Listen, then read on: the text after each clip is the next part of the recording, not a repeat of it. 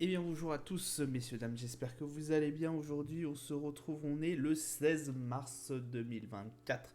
Il est exactement 16h40, donc je fais cette review samedi pour le vendredi. Les marchés ont bien tous clôturé. On a un CAC 40 qui a fait une légère hausse sur la séance, 8164 points, on est à plus 0,04. Le reste des indices étant clairement dans le rouge, l'Eurostoxx qui finit à moins 0,14, le DAX moins 0,03, le FTSE moins 0,20, le Dow Jones qui plonge à moins 0,49, le Nasdaq moins 0,96, le Nikkei 225 moins 0,26.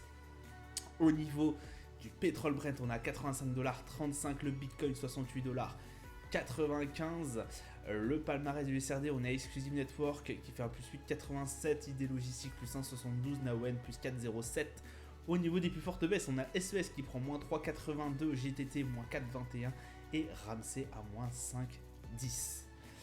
Alors, clôture de la semaine, clôture positive et très très positive en tout cas pour le CAC 40 qui a gagné plus de 3% je crois, si je ne dis pas de bêtises. Sur la semaine, on a eu l'honneur, le privilège devrais-je dire, d'avoir le CAC en séance et non sur une clôture. Toucher les 8200 points, c'était jeudi si je ne dis pas de bêtises.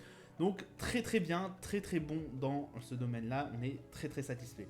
En revanche, on regarde d'un œil assez averti les marchés américains qui, eux, on va dire, ne sont pas à la noce. Effectivement, le CAC 40, que le Dow Jones, que ce soit le Dow Jones ou même le Nasdaq ou encore le S&P, plonge assez... Enfin, plonge pas forcément, mais le Nasdaq plonge un peu plus fort, on va dire. C'est assez compréhensible par rapport à certaines données qu'on a par rapport à l'inflation, qui reste toujours dans le cœur, bien évidemment, des analystes, mais aussi des investisseurs, et qui pour l'instant montrerait, entre parenthèses, des signes de réaccélération. Sur certaines données, attention, comme je vous l'ai dit dans la précédente review, attention quand même à ne pas vulgariser tout ça et à prendre en compte aussi le fait que le PIB a été révisé, le PIB américain a été bien révisé à la hausse et en forte hausse par rapport à ce qui était déjà donné. Ce qui fait que forcément lorsqu'on a un PIB qui a été fortement révisé, et quand je dis fortement c'est vraiment on est à plus de 2% et quelques je crois de tête, en tout cas 1,5 c'est sûr. Voilà, on a des données mine de rien qui nous montrent que c'est assez incroyable ce qui se passe, assez fou, et que on a une solidité quand même aussi au niveau de l'économie américaine. Chose qui est assez folle, c'est que forcément, si vous avez une économie américaine qui est assez puissante et assez costaud, forcément, on va avoir un peu d'inflation qui va en découler, malgré le fait qu'effectivement, on ait des taux d'intérêt assez élevés. Ce qui pourrait complètement corroborer en fait que effectivement prochainement Jérôme Powell pourrait activer le desserrement monétaire et donc la baisse des taux. C'est ce qui est en tout cas à l'heure actuelle la même chose au niveau de l'Europe. Alors pas forcément la même chose, mais je veux dire, on a toujours le programme de la BCE sous les yeux qui devrait commencer, si je dis pas de bêtises, au mois de juin, un desserrement monétaire potentiel. Voilà. Je vous rappelle que quand même il y a quelques mois de cela, Jérôme Powell annonçait un desserrement monétaire en mars. Je pense qu'on va rater ce coche. Peut-être pas tout de suite, mais en tout cas, voilà, on est toujours très très attentif à ce qui va pouvoir potentiellement se passer sur nos marchés. Autre information aussi du jour, on a 6 entreprises comme vous avez vu du CAC 40 au plus haut historique. On a Hermès, on a Air Liquide, on a Schneider, on a... Et j'ai oublié les deux autres. J'ai oublié les deux autres, je m'en voulais pas, je les ai pas toutes en tête. Mais en tout cas, voilà, on a grosso modo 6 entreprises qui sont au plus haut. Et en revanche, on a, comment vous dire, la branche de Sanofi, une EuroAPI, voilà, que je vous en avais parlé, si je dis pas de bêtises, début de l'année dernière. Début de l'année dernière, elle me paraissait très très intéressante, ces actions EuroAPI. Chose qui était effectivement vraie, hein, puisqu'elles sont passées de 6 euros à 12, 13 et quelques. Certains analystes la voyaient passer à 20. Pour l'instant, elle est en train de s'éclater par terre. Vraiment. Je crois qu'on a perdu, je me demande si c'est pas 17% et quelques sur la journée là. Énorme chute effectivement, puisque EuroAPI a annoncé qu'ils n'allaient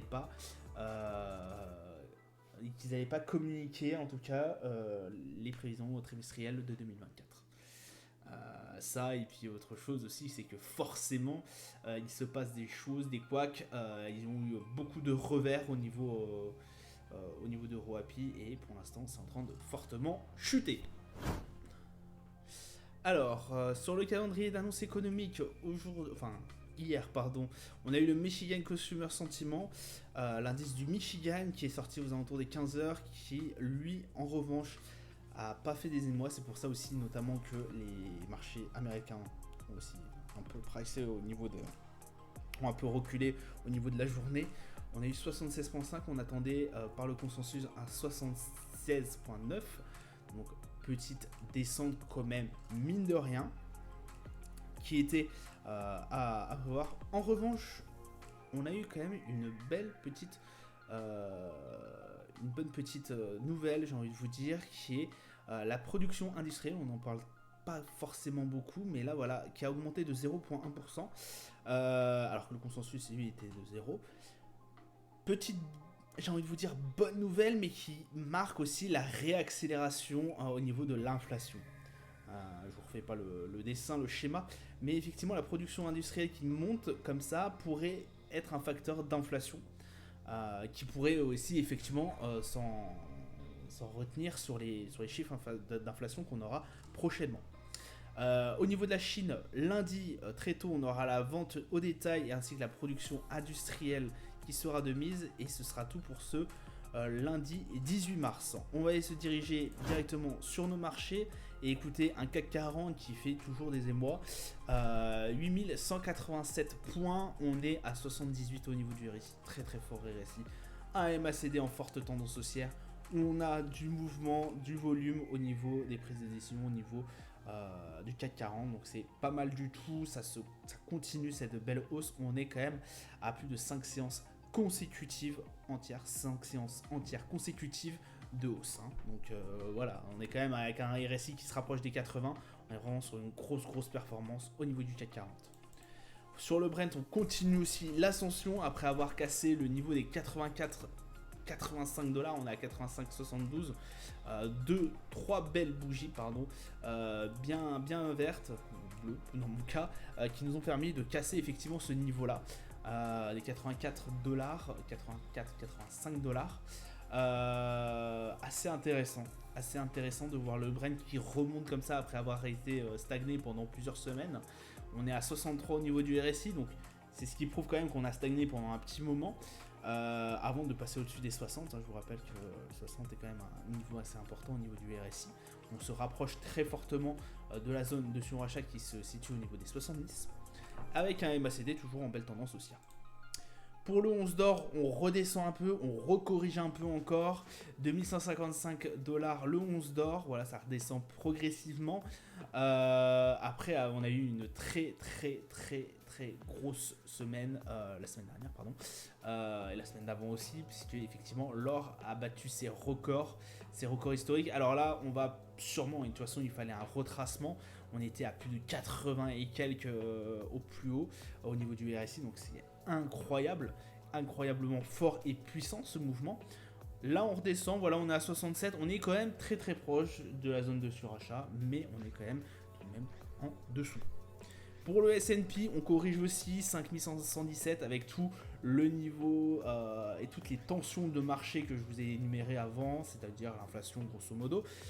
Effectivement, il fallait un retracement qui soit fait. On est toujours dans une optique haussière, hein, on ne change toujours pas pour l'instant, on est toujours bien sur un mouvement qui continue à être haussier, hein, on le voit bien, malgré le fait qu'on a eu des petites corrections. On reste toujours sur un mouvement haussier. Après, à voir si cela va se poursuivre et si on va voir plus largement une correction qui va même aller chercher en dessous de la moyenne mobile 20 en daily. C'est ce qui est clairement possible aussi vu le contexte actuel. Pareil pour le Nasdaq, on avait bien monté pendant un petit moment, on a été même chercher les plus hauts, ça se gâte un peu. J'ai dû couper ma position d'ailleurs sur un de mes trades que je passais en long terme.